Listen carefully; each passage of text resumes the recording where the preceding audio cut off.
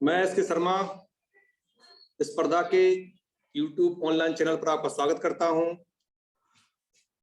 23 जनवरी को UP TET का जो एग्जाम है उसके लिए हम आपके लिए प्रैक्टिस सेट लाए हैं। इसी तरह के और प्रैक्टिस सेट पाने के लिए आप हमारे YouTube चैनल को सब्सक्राइब करें, शेयर करें, लाइक करें। पहला क्वेश्चन ये रहा आपकी स्क्रीन पर, किस मनोवैज्ञानिक ने अपने 3.5 वर्षीय पुत्र पर अध्ययन किया था? क्वेश्चन है, किस मनोवैज्ञानिक ने अपने 3.5 वर्षीय पुत्र पर अध्ययन किया था? ये बताना है आपको। इसके विकल्प जो है, विकल्प ए पेस्टोलॉजी, विकल्प बी थांडाई, विकल्प सी स्टेनले हॉल, विकल्प डी जेम्स ली। तो आपको इसका जवाब कमेंट के रूप में भेजना है हमारे पास। इस क्वेश्चन का सही जवाब है पेस्टोलॉजी। सही जवाब है पेस्टोलॉजी। पेस्टोलॉजी ने 1774 सन है 1774 ईस्वी में अपने पुत्र अल्बर्ट जो 3.5 वर्षीय था उसका पूरा वैज्ञानिक विवरण प्रस्तुत किया था। पूरा वैज्ञानिक विवरण प्रस्तुत करने वाले पहले व्यक्ति हैं। इनको बाल विकास का जनक भी कहा जाता है। इनको कहा जाता है बाल विकास का जनक। पेस्टोलॉजी ने वैज्ञानिक विवरण प्रस्तुत किया। वैज्ञानिक विवरण प्रस्तुत करने वाले पहले व्यक्ति थे और इन्होंने अपने पुत्र अल्बर्ट जिसकी उम्र थी 3.5 वर्ष उसके व्यवहार का अध्ययन किया। अध्ययन करने के बाद उसका वैज्ञानिक विवरण प्रस्तुत किया। अब अगला क्वेश्चन आपका है स्क्रीन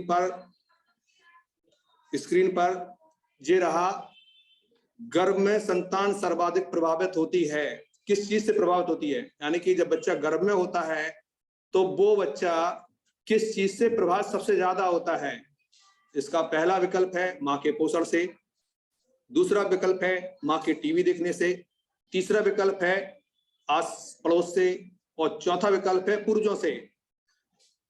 आपके पास थोड़ा समय है, बताएं आप सबसे ज्यादा किससे प्रभावित होता है बच्चा जब गर्भ में होता है? इसका सही विकल्प है ए, वो सबसे ज्यादा प्रभावित होता है मां के पोषण से। सबसे ज्यादा प्रभावित होता है मां के पोषण से। बच्चा जब गर्भ में विकसित होता है तो मां के पोषण से सबसे ज्यादा प्रभावित होता है। इसका एक कारण और है, जब प्रोसेस बच्चे की होती है तो सबसे पहले सिर का निर्माण होता है। सिर के निर्माण के बाद इस विकास के क्रम को कहा जाता है सिर से पैर की ओर। तो बच्चा गर्भ में सहज क्रियाएं करना शुरू करता है। उसकी सहज क्रियाएं मां के पोषण से प्रभावित होती हैं। मां जितना अच्छा खाना खाएगी उतने ही अच्छा बच्चा का विकास होगा गर्भ में। तो मां के पोषण से सबसे ज्यादा प्रभावित होता है बच्चा। अगला विकल्प 3 मानव क्वेश्चन 3 जो है, मानव जीवन को मनोभौतिक एकता कहलाती है। मनोभौतिक एकता कहलाती है। इसका जवाब आपको बताना है। इसका क्या सही आंसर होगा?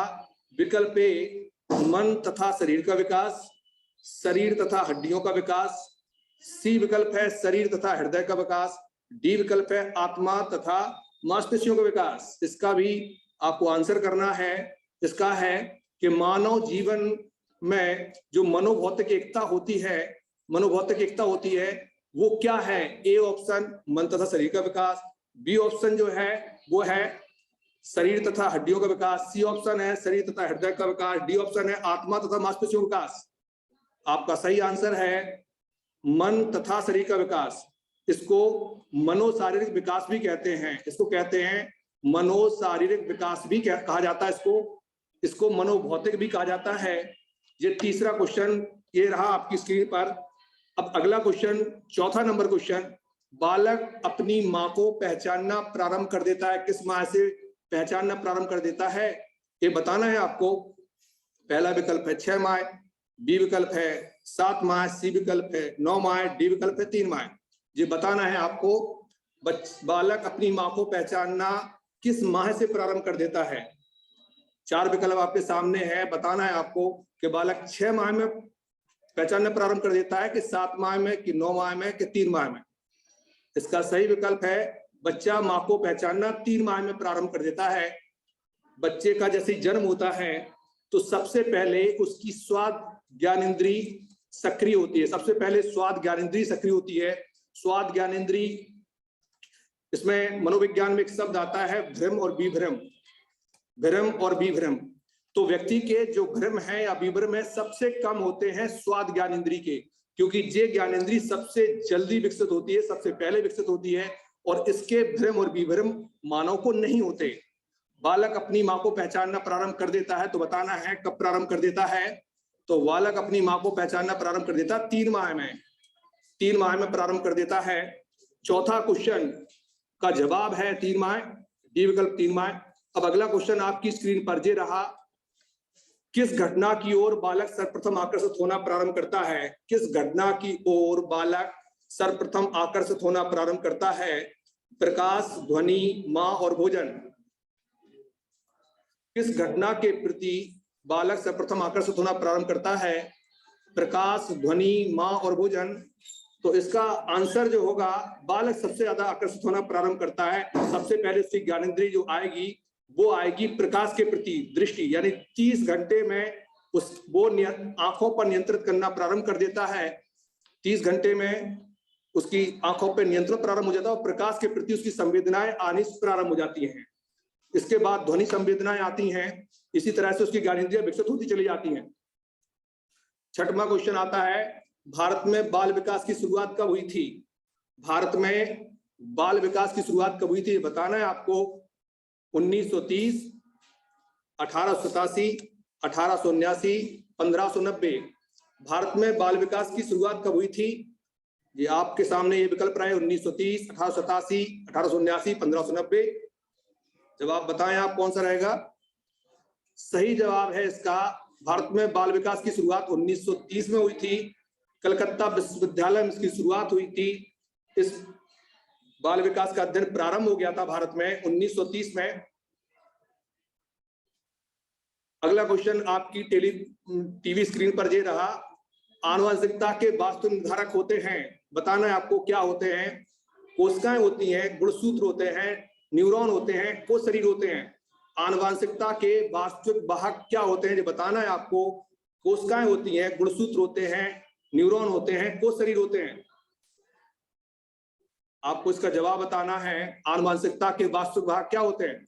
तो इसमें सही आंसर होगा, आनुवंशिकता के वास्तविक वाहक होते हैं गुणसूत्र। आनुवंशिकता के वास्तविक वाहक होते हैं गुणसूत्र होते हैं।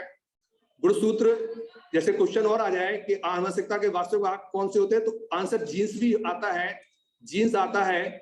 एक गुणसूत्र में जो होते हैं लगभग 1000 से लेकर 3000 तक जीन्स पाए जाते हैं। और अगर क्वेश्चन में जैसे गुणसूत्र न हो के जीन्स आ जाए, जीन्स की जो हिंदी होती है वो होती है पित्रैक। जीन्स की हिंदी होती है पित्रैक होती है। आनुवंशिकता के वास्तविक निर्वाहक होते हैं गुणसूत्र, जीन्स होते हैं। जीन्स डीएनए से बना होता है और डीएनए के द्वारा ही हमारे पूर्वजों की शक्तियां, पूर्वजों की विचार, पूर्वजों की बुद्धि, पूर्वजों की सूचनाएं सब कुछ हमारे अंदर आती हैं। आनुवंशिकता के वास्तविक भाग होते हैं गुणसूत्र। अगर जीन्स आ जाए तो जीन्स भी हो सकता है आपका आंसर, जीन्स अगर उसमें हो विकल्प में जीन्स भी सही हो सकता है। 8वां, समान आयु स्तर के बालक बालिकाओं का बौद्धिक स्तर भिन्न भिन्न होता है, यह कथन किसका है ये बताना है आपको। इसका क्या जवाब होगा ये बताना है। समान आयु स्तर के बालक बालिकाओं का बौद्धिक स्तर भिन्न भिन्न होता है, यह कथन किसका है ये बताना है। इसका पहला विकल्प है हल, दूसरा विकल्प है हरलॉग, तीसरा विकल्प स्टेनले हॉल, चौथा विकल्प है गेसेल। इसका जो विकल्प है, विकल्प ए हल, विकल्प बी हरलॉग, विकल्प सी स्टेनले हॉल, विकल्प डी गेसेल। क्या है सही आंसर बताएं आप लोग। इसका सही आंसर है हरलॉग, सही आंसर है इसका हरलॉग। ये हरलॉग का कथन है। जो हल थे उनने पुनर्बलन का सिद्धांत दिया था, और जो स्टेनले हॉल थे इन्होंने किशोरावस्था के बारे में बताया था, और गेसेल जो थे वो आनुवंशिकता और वातावरण के संबंधों के बारे में बताते रहे। इनका जो कथन है वो हरलॉग का है, जो सही जवाब है हरलॉग का। ये जवाब आपका हरलॉग है, इसका जवाब सही आंसर। अगला, किस मनोवैज्ञानिक ने माना कि उचित वातावरण से बुद्धि लब्धि में वृद्धि होती है। किस मनोवैज्ञानिक ने माना, कौन सा मनोवैज्ञानिक है, किस वैज्ञानिक ने माना कि उचित वातावरण से बुद्धि लब्धि में वृद्धि होती है। इसका पहला विकल्प है मेंडल, दूसरा विकल्प है आपका कूले, तीसरा स्टीफंस, चौथा क्लर्क। आपको जवाब बताना है कौन सा सही होगा। किस मनोवैज्ञानिक ने माना कि उचित वातावरण से बुद्धि लब्धि में वृद्धि होती है। इसका सही जवाब है स्टीफेंसन। इसका सही जवाब है स्टीफेंसन। आप लोग स्क्रीनशॉट ले लें इसका सही जवाब है स्टीफेंसन। 10वां क्वेश्चन, निम्नांकित में से अवांछनीय संवेग कौन सा है? अवांछनीय का मतलब है जिस संवेग के बारे में बताया नहीं गया, जो संवेग मैकडूगल ने नहीं बताए और मनोवैज्ञानिकों ने जिसको नहीं बताया, वो कौन सा संवेग है जो इनमें शामिल नहीं है। जो संवेग बताए इनमें शामिल नहीं है, उनमें से 4 विकल्प में से आपको छाड़ना है। प्रेम, दगा, घृणा, आश्चर्य, ये बताना है आपको कि कौन सा संवेग नहीं है। अवांछनीय का मतलब नहीं है लिस्ट में। जो 14 बताए गए हैं संवेग, मूलवृत्तियां बताई गई हैं, जो संवेग 14 बताए गए हैं उनमें से कौन सा शामिल नहीं है? इसका सही विकल्प है बी, दगा। दगा कोई संवेग नहीं है, दगा कोई संवेग नहीं है।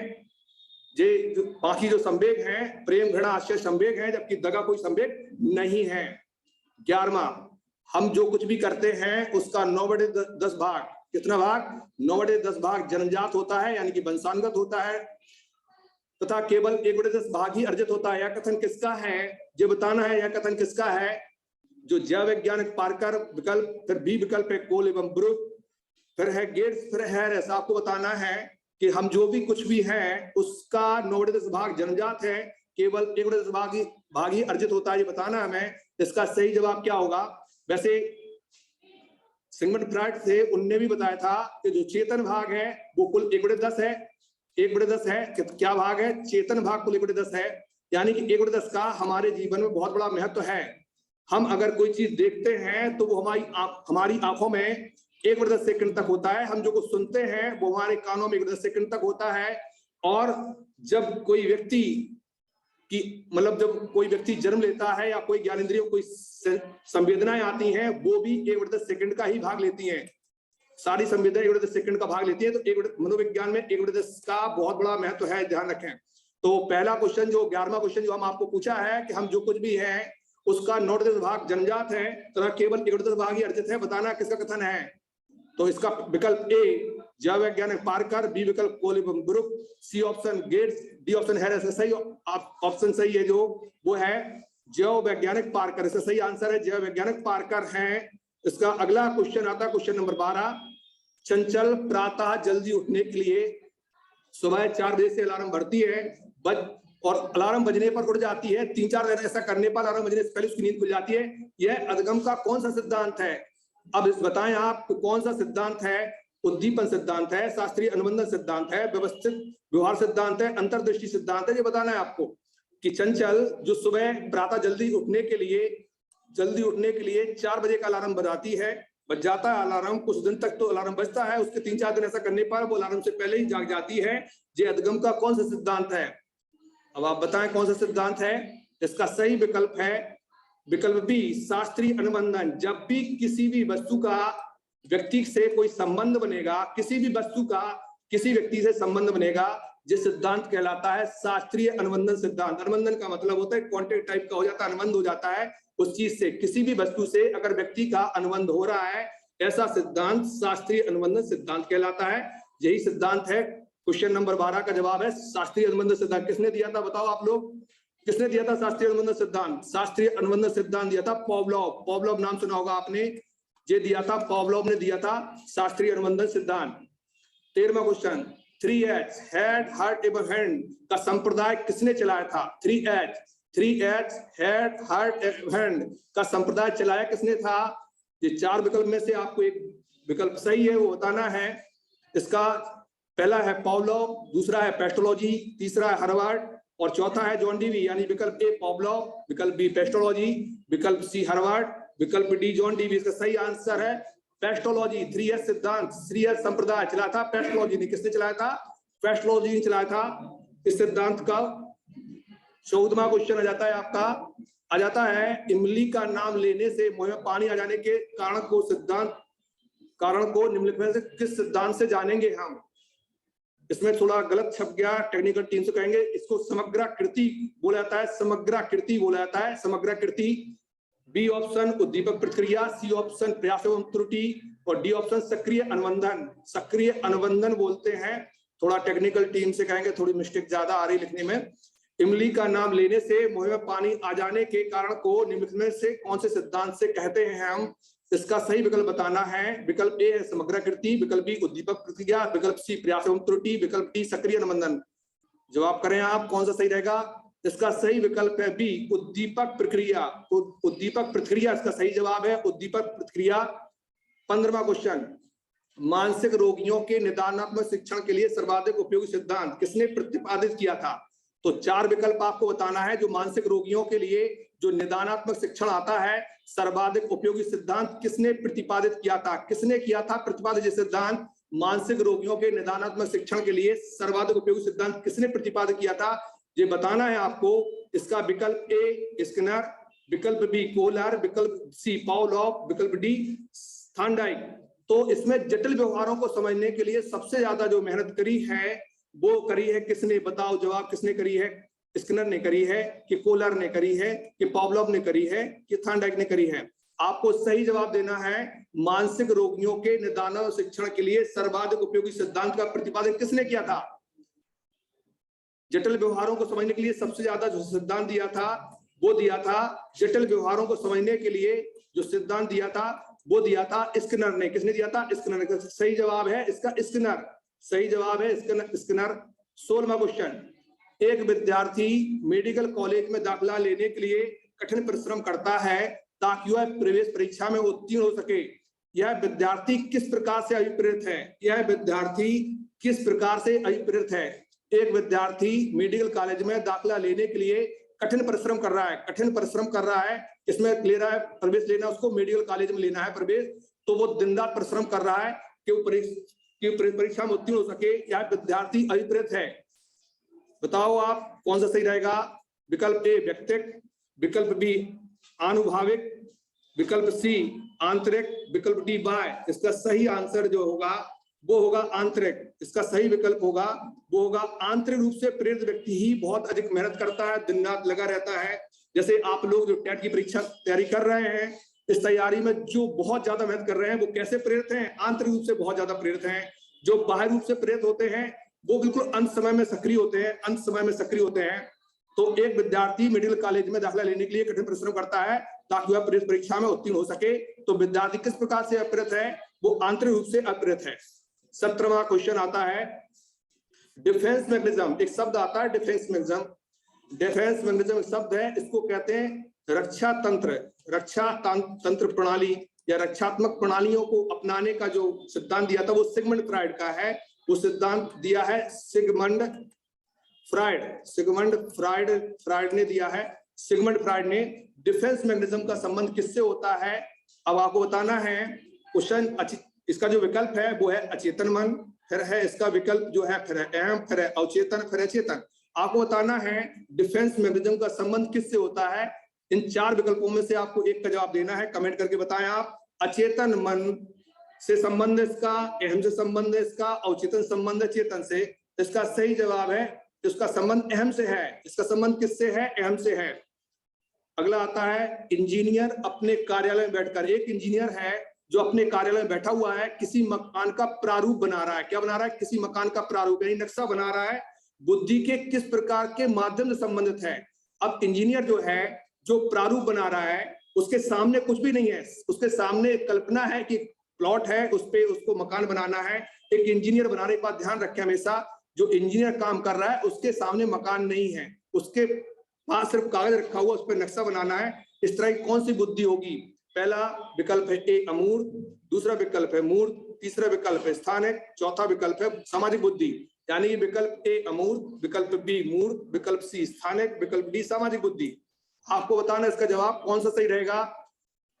कोई वस्तु उसके सामने नहीं है, कोई वस्तु उसके सामने नहीं है, वो नक्शे बनाना चाह रहा है, नक्शे पे पूरा मकान बनाना चाह रहा है, वो उपलब्ध नहीं है सामने। तो कौन सही होगा आपके अनुसार? कौन सा होगा सही? इसका सही विकल्प है ए अमूर्त। यानी कि अमूर्त का मतलब वो उपलब्ध नहीं है सामने, अमूर्त का मतलब उपलब्ध नहीं है सामने। अगला क्वेश्चन आता है 19वां क्वेश्चन। एक छोटा सा बालक जिसे उसके साथी ने पीटा है, घर लौटने पर वो छोटे भाई को लात लगाता है, यानी कि उसको पीटता है। यहाँ शब्द सही नहीं रहेगा, उस पीड़ता कर लो आप कि पीड़ता है। यह बालक जो प्रतिरक्षा युक्ति का कौन सा उपयोग कर रहा है? वो कौन सा उपयोग कर रहा है? जैसे एक व्यक्ति है, ऑफिस से आता है, बॉस ने उसको डांटा, बॉस ने उसे बहुत डांटा, वो घर आके अपनी पत्नी को डांटता है, पत्नी जो होती है अपने बच्चे को डांटती है, और बच्चे के हाथ में खिलौना है और खिलौना फेंक देता है। इस तरह से जो क्या कर रहे हैं सब लोग, आपको बताना है कौन सी रक्षात्मक युक्ति का प्रयोग कर रहे हैं। तो 4 विकल्प आपके सामने है, प्रतिस्थापन, प्रतिगमन, प्रक्षेपण, युक्तिकरण। आपको जवाब देना है कौन सा सही रहेगा इसका जवाब। एक छोटा सा बालक जिसे उसके साथी ने पीट दिया है, घर लौटने पर छोटे भाई को पीटता है, यह बालक प्रतिरक्षा की कौन सी युक्ति का उपयोग कर रहा है? आपको इन 4 में से बताना है। इसका विकल्प सही ए है, प्रतिस्थापन इसका सही विकल्प है। प्रतिस्थापन की विधि को उसने अपनाकर अपना गुस्सा निकाला है। बच्चे जैसा व्यवहार करना एक उदाहरण है, ये भी रक्षात्मक युक्ति है। कौन सा है? युक्तिकरण। कौन सा है विकल्प बताओ आप जवाब। इसके 4 विकल्प हैं, ए युक्तिकरण, बी प्रतिगमन, सी प्रक्षेपण, डी विस्थापन। बच्चे जैसा व्यवहार करना, बच्चे जैसा व्यवहार करने का मतलब कोई एक वृद्ध व्यक्ति है या मान लो जवान व्यक्ति है और वो बच्चे जैसा व्यवहार कर रहा है, वो किस विधि का उपयोग कर रहा है? उसका सही जवाब होगा प्रतिगमन का। प्रतिगमन यानी कि बालक जो वृद्ध व्यक्ति होते हैं या जो जवान होते हैं, वो बालकों के सामने बालकों जैसा व्यवहार करते हैं, जो होता प्रतिगमन यानी कि अपनी पूर्व अवस्था में लौट जाना, अपनी पूर्व अवस्था में लौट जाना। 21वां क्वेश्चन, एक व्यक्ति जो अपने आप को एक कमरे में बंद कर लेता है और किसी से मिलने से या बात करने से मना कर देता है, यानी कि बात करने से क्या कर रहा है? मना कर देता है। वह रक्षा युक्ति काम में ले रहा है। कौन सी काम में ले रहा है? एक व्यक्ति जो अपने आप को एक कमरे में बंद कर लेता है और किसी से मिलने या बात करने से मना कर देता है, वह रक्षा युक्ति कौन सी रक्षा युक्ति काम कर रहा है? बताना है आपको कौन सा कर रहा है। विकल्प ए विस्थापन, विकल्प बी तार्किककरण, विकल्प सी प्रक्षेपण, विकल्प डी पलायन। बताना है आप सब लोगों को कौन सा कर रहा है, कमेंट करें आप कौन सा कर रहा है, कौन सा विकल्प यूज कर रहा है, वो कौन सी रक्षात्मक युक्ति यूज कर रहा है, आपको बताना है।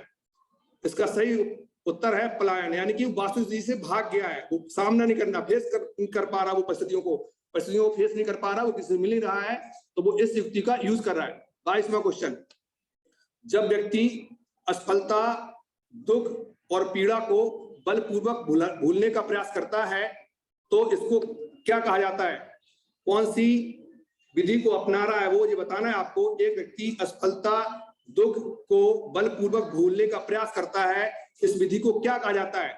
आपको बताना है कौन सी विधि है ये। इसमें एक शब्द आ रहा है बलपूर्वक, बलपूर्वक।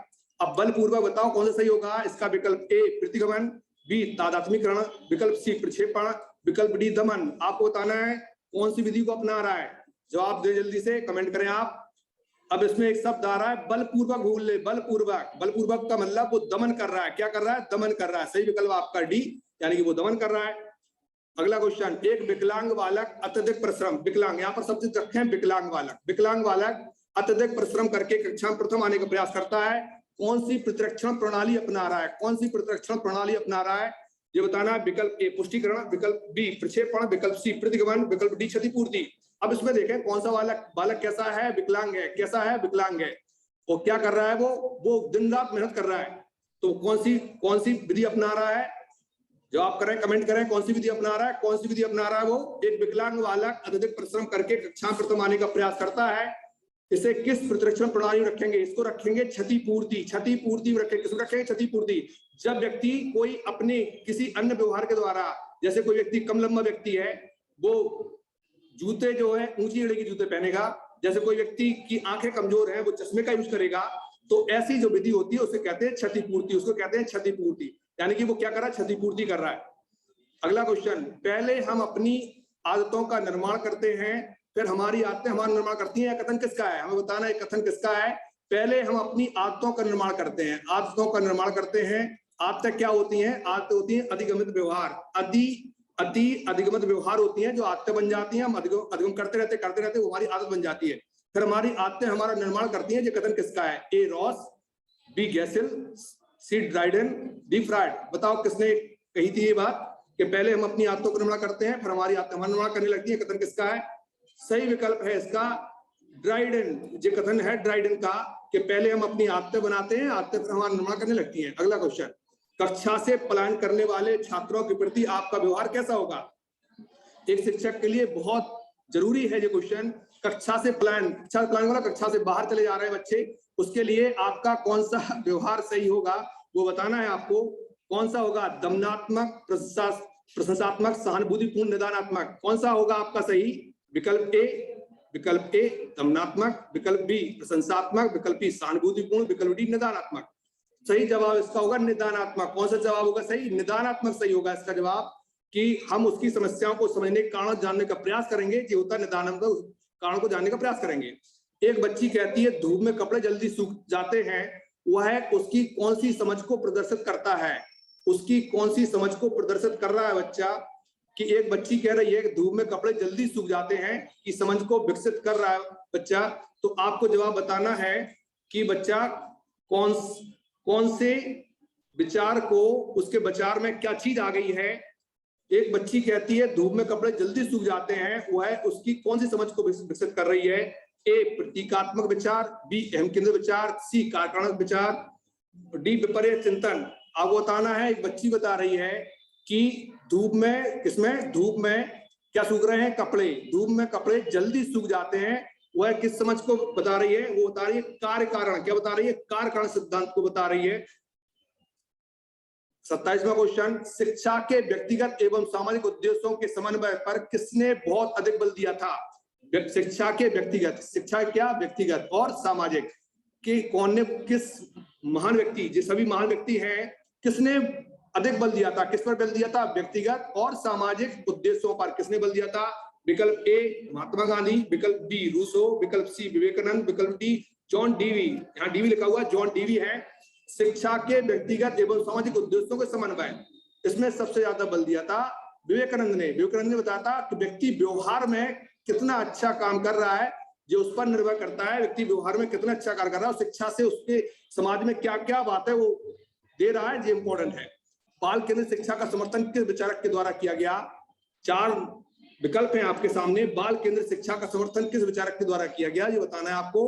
विकल्प ए बीएफ स्किनर, विकल्प बी जॉन डीवी, विकल्प सी एरिक एरिक्सन और विकल्प D Charles Darwin. Charles Darwin जो है टेक्निकल टीम से कहेंगे कि थोड़ा सही करवाएं इसको। बाल केंद्रित शिक्षा का समर्थन किस विचारक के द्वारा किया गया, ये बताना है आपको। जवाब आपको देना है BF Skinner, John Dewey, Erik Erikson, Charles Darwin. किसने किए थे?